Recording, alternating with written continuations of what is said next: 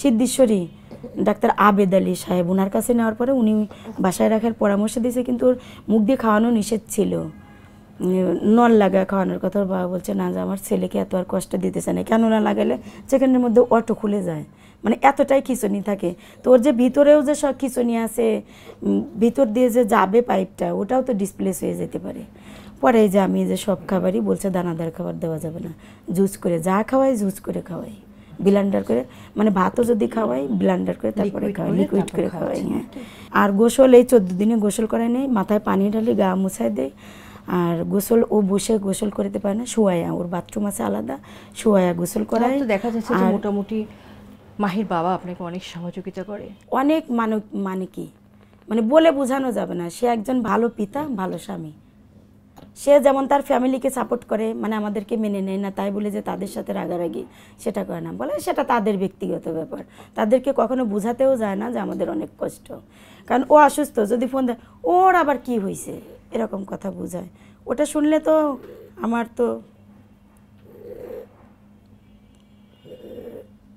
কেউ যে মেনে নিতে পারে না। আমি তো ওকে কারো বোঝা করে রাখি না, ওকে কারো কিছুই করতে হয় না, ও তো কারো সাহায্য আমার ছাড়া, ওর বাবার ছাড়া তো কোনো কিছু পারেও না। আমরা চাইছিলাম একটু সবার ভালোবাসা, আর আমাদের মতো বাবা মা যারা, এরা কিছু চায় না, এরা শুধু সহানুভূতি চায়।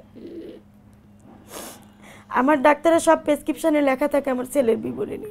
ডাক্তাররা বলে এটা বলতেছেন কেন, আপনার কি সমস্যা? আমি বলি যে এটা বললে আপনারা দ্রুত রোগ নির্ণয় করতে পারবেন যে আমার কেন এরকম হয়েছে। 20 বছর ওকে আমার যে সাইকোলজি যে সমস্যাটা হয়েছে এটা কাউরে বোঝাতে পারি না। আমার কথা বলার মানুষ নাই, আমার সময় কাটানোর মানুষ নাই। ওর বাবা সকালে অফিসে যায়, মেয়ে সারাদিন পড়ালেখা নিয়ে ব্যস্ত থাকে, আমি ওকে নিয়ে আর সংসার নিয়ে আর মেয়ের পাশে দৌড়াই। আমার ঘরে কিন্তু কেউ থাকে না। ওর বাবা সকালে স্কুল থেকে এখানে পাশে যাওয়ার সময় নামাই দিয়ে যায়, টিফিনের সময় আমি একবার ঠিক 9:30 বাজে যাই, আর মেয়েকে দ্রুত খাওয়াই দিয়ে আবার চলে আসি, ও ঘরে তালা দেওয়াই থাকে। আমি ব্যাংকে যাই, বাজারে যাই, ডাক্তারের কাজ যেখানেই যাইনি কেন, ও কিন্তু ঘরে একা থাকে, তালা দেওয়া থাকে। আমি যেখানেই যাই আমার আলাদা একটা মানে যন্ত্রণা থাকে। আমি সবাইকে শুধু বলি আমি এরকম একটা বাচ্চা রেখে এসেছি, আমাকে একটু আগে সব কিছু করে দেন না।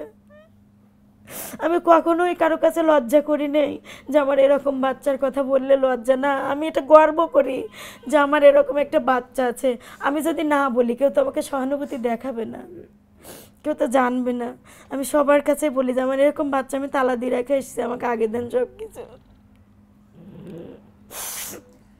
তার মানসিক অবস্থাটা কি এটা তো কেউ বোঝে না। একটা বিশেষ চাহিদা সম্পন্ন সন্তানের মা, বিশেষ করে মাহির যে অবস্থা,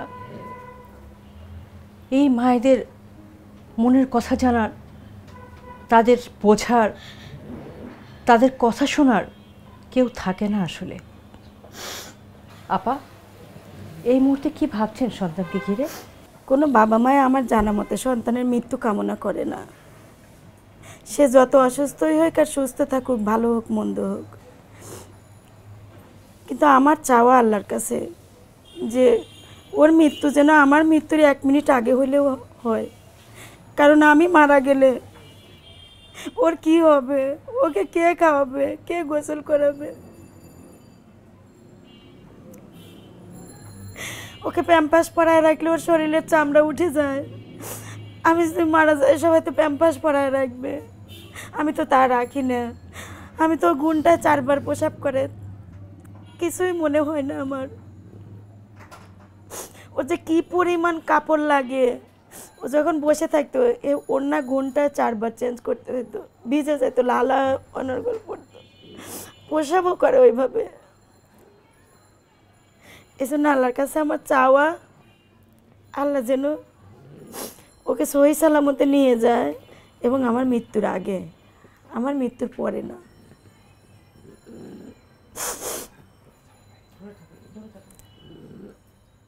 ওর যে কি কষ্ট, আমার কাছে মনে হয় কোনো ডাক্তারও ওকে হচ্ছে যত্ন নিতে পারবে না, আমি যেভাবে ওর বুঝি সব কিছু।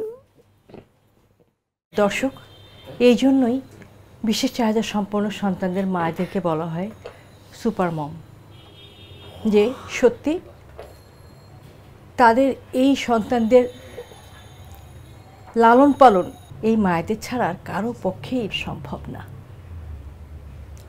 ভালো থাকুক, সুস্থ থাকুক পৃথিবীর সকল বিশেষ চাহিদা সম্পন্ন সন্তানের এই সুপার মমরা,